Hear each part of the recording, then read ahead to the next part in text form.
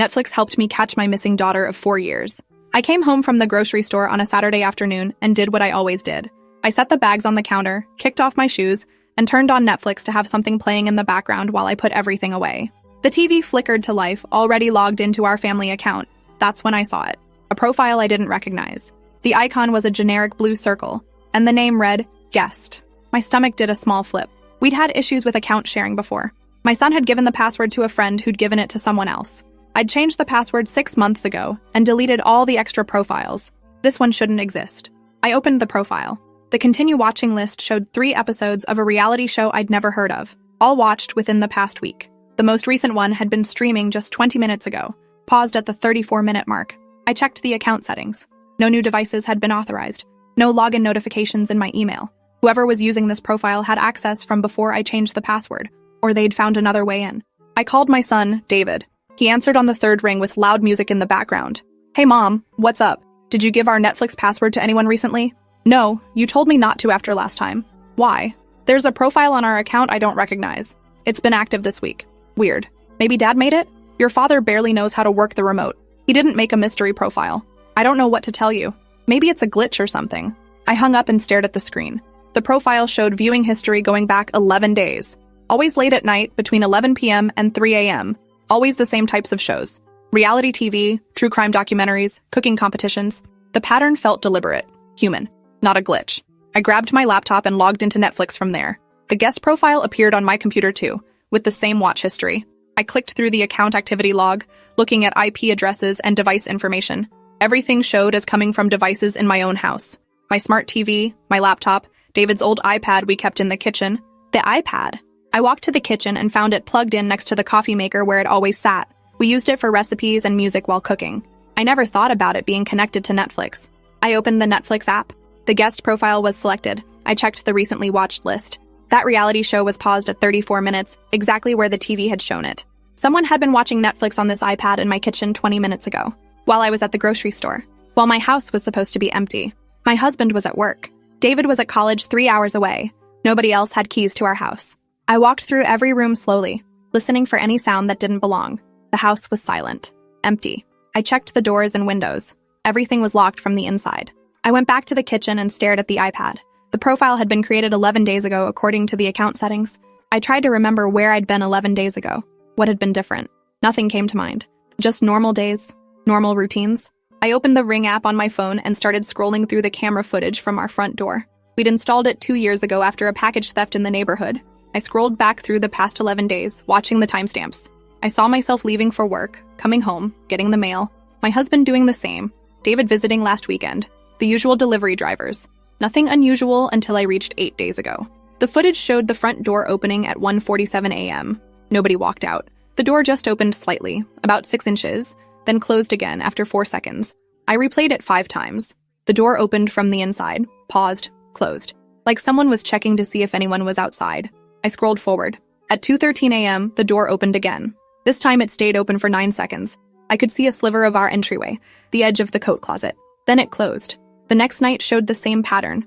Door opening slightly at 1:52 a.m., closing, opening again at 2:20 a.m. for a few seconds. Someone was in my house. Someone had been in my house for at least 8 nights, living here while we slept, leaving through the front door in the middle of the night and coming back. I sat down at the kitchen table because my legs wouldn't hold me anymore. My hands were shaking as I called my husband. He answered immediately. What's wrong? You sound weird. I need you to come home right now. Are you hurt? What happened? Someone's been in our house, living here. I can see them on the Ring camera. I'm calling the police. I'm 20 minutes away. Don't go anywhere. Stay on the phone with me. I'm fine. Just come home. I hung up and dialed 911. 2 officers arrived within 15 minutes. I showed them the Netflix profile, the iPad, the Ring footage. They searched every room, every closet, the attic, the basement, the garage. They found nothing. No sign of forced entry, no evidence anyone was hiding in the house right now. One of the officers, a woman with dark hair pulled back in a tight bun, sat down across from me at the kitchen table. Ma'am, is there anyone who has access to your home? Anyone who might have kept a key? No, just me, my husband, and our son. What about previous owners? House sitters? Dog walkers? We've lived here for 6 years. We changed the locks when we moved in. We don't have pets. The officer made notes on a small pad. What about your son? Could he have given a key to a friend? David's at college, and he wouldn't do that without telling us. The officer looked at the iPad again, scrolling through the guest profile. This person has very specific viewing habits. Always late at night. Always while you're presumably asleep. They're comfortable here. They know your schedule. Her words made my skin crawl. My husband arrived while the officers were still there. He listened to everything, his face getting paler with each detail. The officers said they'd file a report and increase patrols in our neighborhood. They recommended we change our locks immediately and consider installing more cameras inside the house. After they left, my husband and I sat in the living room, not saying anything for a long time. Finally, he spoke. Maybe it's someone who had access before we bought the place. Maybe they kept a key. We changed the lock 6 years ago. Then I don't know. Maybe they found a way in through a window or something. The officers checked everything. No forced entry. We sat in silence again. I couldn't stop thinking about those nights. Someone moving through our house while we slept upstairs. Someone sitting in our kitchen watching Netflix on our iPad. Someone opening our front door at 2 a.m. to check if the coast was clear. That night, neither of us slept. We kept the bedroom door locked and took turns staying awake to listen for sounds. The house settled and creaked like it always did, but every noise felt threatening. Every shadow looked wrong. At 1:30 a.m., I crept downstairs with my phone flashlight and checked the iPad. The guest profile showed no new activity. I sat at the kitchen table in the dark and waited. Nothing happened. The next morning, we had new locks installed on every door. We added cameras in the kitchen, living room, and both hallways. The technician who installed them asked if we'd had a break-in. We told him yes, even though nothing had been taken. Even though the only evidence was Netflix activity and ring footage of our own door opening from the inside. That afternoon, I couldn't focus on anything. I kept checking the camera feeds on my phone every few minutes. The house stayed empty, except for me. At 3 p.m., I opened the Netflix app again and looked at the guest profile. No new activity since the day before, when it had been paused at 34 minutes. I clicked on the account settings and hovered my cursor over the delete profile button. Then I stopped. If I deleted it, I'd lose the ability to track if this person came back. I left it active and added a password requirement for profile switching instead. Now they'd need to enter a PIN to access the guest profile. If they tried and failed, I'd know someone was still attempting to use it. 3 days passed with no activity. No unexplained door openings on the Ring camera. No movement on the new interior cameras. No attempts to access the guest profile. My husband suggested maybe whoever it was had gotten scared off when they realized we'd noticed. Maybe they saw the new cameras or the locksmith's truck and decided it wasn't safe anymore. I wanted to believe him. On the 4th night, I was lying in bed scrolling through my phone when I got a notification from Netflix. Someone was watching. I opened the app. The guest profile was streaming a true crime documentary. Started 3 minutes ago. I jumped out of bed and grabbed my husband's arm. He woke up confused and groggy until I showed him my phone. We both ran downstairs, turning on every light as we went. The living room was empty. The kitchen was empty. I checked the iPad. The screen was black. I tapped it and it showed the home screen, not Netflix. I pulled up the new camera feeds on my phone. All of them showed empty rooms with timestamp from the past 30 seconds. Nobody was in our house, but someone was watching Netflix on our account right now. My husband looked over my shoulder at my phone where the Netflix app still showed the guest profile streaming. How is this possible? They're not in the house. I checked the account activity log on my laptop. The current session showed it was streaming from a device listed as David's iPad. But David's iPad was right here on our kitchen counter. Screen dark, not connected to anything. I grabbed it and opened Netflix. The app showed my profile, not guest. The documentary that was supposedly streaming wasn't playing. Where else could they be watching from? My husband's face was pale in the kitchen light. I don't know. Unless there's another device we don't know about. Another iPad that's registered under the same name. We bought David's iPad 4 years ago when he started college. We never registered another one. I went back to the Netflix account settings and looked at the full device list. There were 5 devices authorized. Our smart TV, my laptop, my phone, my husband's phone, and 1 iPad listed as David's iPad. I'd been assuming it was the iPad in our kitchen. But what if it wasn't? What if someone else had a device that had been logged in years ago before I changed the password? A device we'd forgotten about. I tried to remember. Had we ever had another iPad? Had David had one before college? My mind felt foggy trying to recall details from years ago. Then something clicked. We'd had an iPad before David's, an older one that I'd bought for myself in 2019. When I upgraded to a laptop, I'd given the old iPad to someone. My daughter, my missing daughter. Lily had been 16 when she disappeared 4 years ago. She'd walked out of this house one afternoon after an argument and never came back. The police had searched for months. We'd done everything. Put up flyers, hired a private investigator, appeared on local news. Nothing. No trace of her. No activity on her bank account or social media. No sightings. It was like she'd vanished. The iPad I'd given her had been logged into our family Netflix account. I'd forgotten about it because we'd stopped thinking about Netflix and started thinking about whether our daughter was alive or dead. The documentary continued playing on the guest profile. I stood in my kitchen at 2 a.m., staring at my phone, realizing that my missing daughter might be watching Netflix right now, using a profile she'd created to hide her activity from us. checking our house through the front door on nights when she needed something or wanted to see if we were home. My husband saw my face and knew something had changed. What is it? I think it's Lily. I think she's been here. I think she's the one watching. He stared at me. That's impossible. She's been gone for 4 years. I never deleted her iPad from our account. The device that's streaming right now, it could be hers. The old one I gave her before she left. Why would she create a guest profile? Why wouldn't she just use her own? Maybe she didn't want us to know it was her. Maybe she was afraid we'd track her down or try to find her. His expression shifted from disbelief to something else. Hope, maybe, or fear. How do we know for sure? I opened the Netflix app and went to the guest profile settings. There was an option to manage devices for that specific profile. I clicked it. The device currently streaming was listed with a unique identifier code and the name David's iPad, but the model number showed it was an iPad Air 2. David's iPad was a Pro, the one in our kitchen. The device that was streaming was the old one, Lily's. I sat down at the table because my legs couldn't hold me anymore.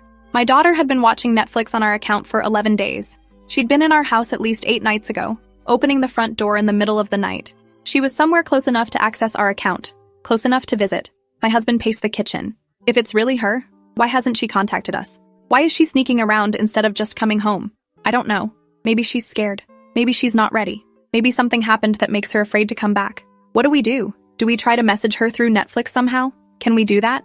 I don't think Netflix has a messaging feature, but we can use the profile itself. We can add something to the name or the watch list. Something only she would understand. I grabbed my laptop and logged into Netflix. I navigated to the guest profile and clicked edit. The name field showed guest. I deleted it and typed, Lily, we love you. Please come home. Mom and Dad. I saved the change and refreshed the page. The profile now displayed our message instead of guest. The documentary was still streaming. We waited. The documentary played for another 12 minutes, then stopped. The profile went inactive. I checked every few minutes for the next hour, but nothing changed. No response. No new activity. Just our message sitting there in the profile name.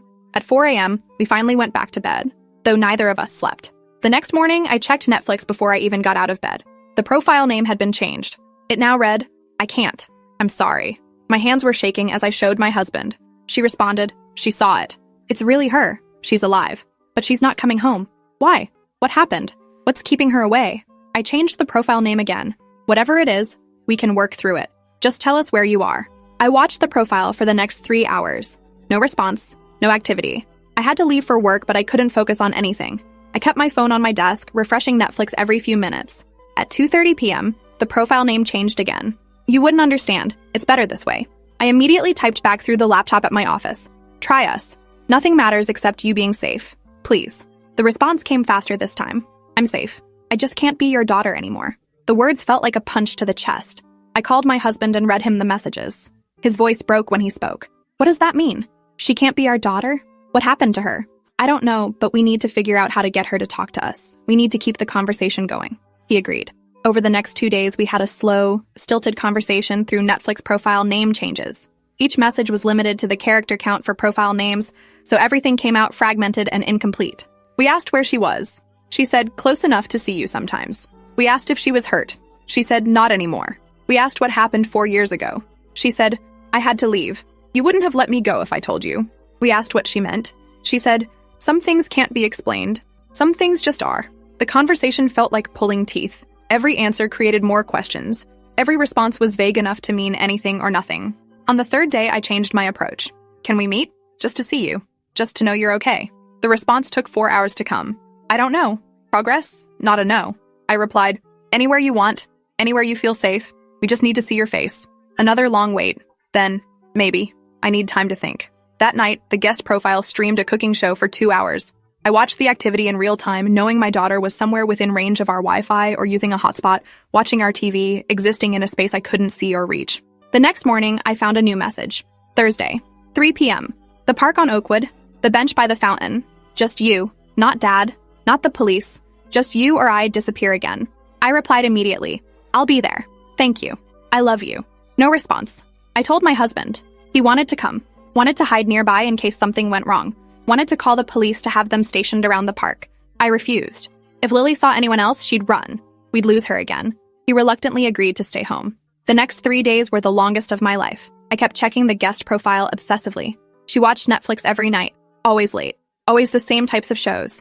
I wanted to message her again, to confirm she was still planning to meet me, but I was afraid of pushing too hard and scaring her off. On Wednesday night, a new message appeared. Don't try to follow me after. Don't try to find where I go. I'll only do this once. I responded, I promise. I just want to see you. Thursday afternoon, I arrived at the park at 2:45 p.m. The bench by the fountain was empty. I sat down and waited. At exactly 3 p.m., I saw her walking across the grass from the parking lot. She looked different. Older, obviously, but also thinner. Her hair cut short and dyed dark instead of the long blonde she'd had at 16. She wore jeans and an oversized hoodie despite the warm weather. She stopped about 10 feet away from the bench. I stood up. Neither of us moved for what felt like an hour, but was probably only 10 seconds. Lily. She nodded slightly. Hey, Mom. Her voice was the same. That's what broke me. I started crying before I could stop myself. She stayed where she was, not coming closer. I'm not coming back. I know. I saw your message. I just needed to see you. Needed to know you were alive and okay. I'm alive. I'm okay. Where have you been? Living different places. Figuring things out. What happened? Why did you leave? She looked away, focusing on the fountain. I can't explain it in a way you'd accept. Try me, please. She was quiet for a long time. When she finally spoke, her voice was barely above a whisper. Do you remember that argument we had the day I left? About college and my future and all your expectations? I nodded. You wanted me to apply to medical school. You had my whole life planned out. Yeah. She looked back at me. That wasn't the real reason I left. Then what was? She shoved her hands into her hoodie pockets. I was drowning in your house, in your life, in the person you wanted me to be. I couldn't breathe anymore. I couldn't exist as that version of myself. So, I left. You could have talked to us. We could have worked something out. No, we couldn't have. Because you would have convinced me to stay. You would have made it make sense in some logical way. You would have fixed it without actually fixing anything. I wiped my face with my sleeve. So you just vanished? You let us think you were dead? You let us search for you for months? She flinched. I know that was horrible. I'm sorry, but if I'd told you I was leaving, you wouldn't have let me go. You would have called the police or locked me in my room or sent me to therapy. You would have done anything except let me leave. I wanted to argue, but she was right.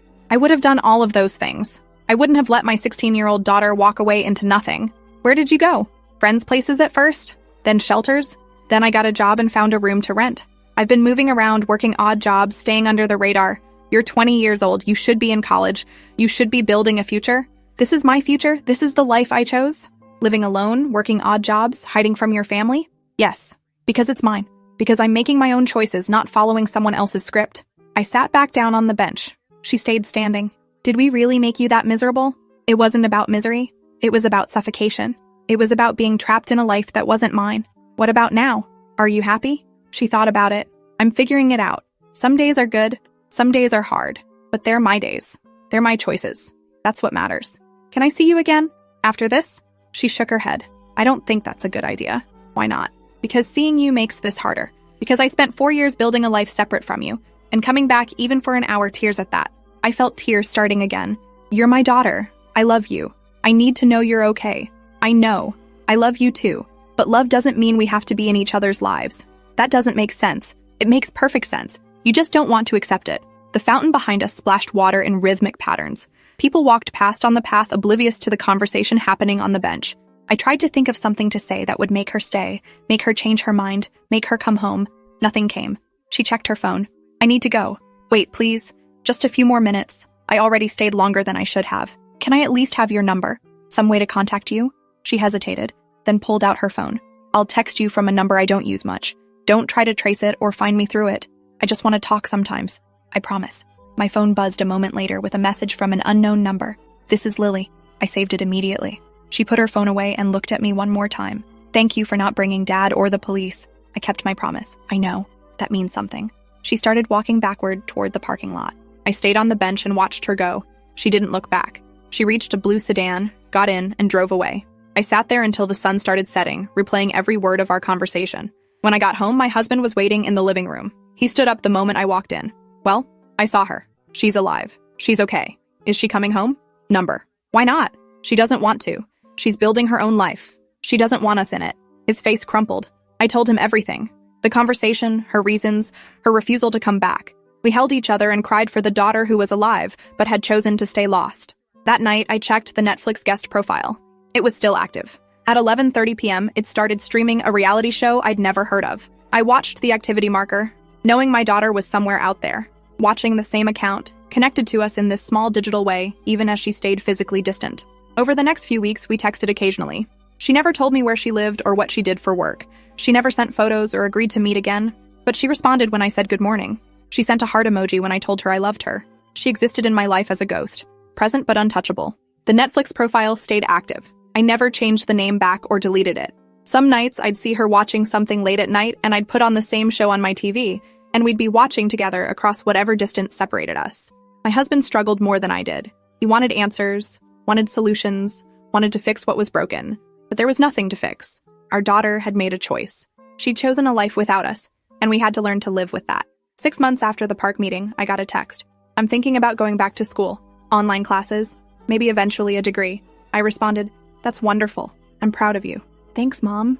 It was the first time she'd called me Mom in a text. Small progress, but progress nonetheless. The guest profile continued to show activity. Always late at night. Always the same types of shows. A constant reminder that somewhere out there, my daughter was alive, was watching, was thinking of us even if she wouldn't come home. I learned to find peace in that. It wasn't what I wanted, but it was what I had. Some nights, I still cried. Some nights, my husband and I talked about what we could have done differently. But mostly we learned to accept that love doesn't always look the way we expect it to. Sometimes it looks like a Netflix profile. Sometimes it looks like occasional text messages. Sometimes it looks like watching the same show at the same time, separated by distance but connected by something as simple as a shared account. Netflix had helped me find my missing daughter. Not in the way I'd imagined. Not with a happy reunion and a return home, but with proof of life, proof of presence, proof that she was out there making her own choices and living her own days. It wasn't enough, but somehow it had to be. Appreciate you watching this far. If you enjoyed it, drop a like, leave a comment, and subscribe so you won't miss the next story.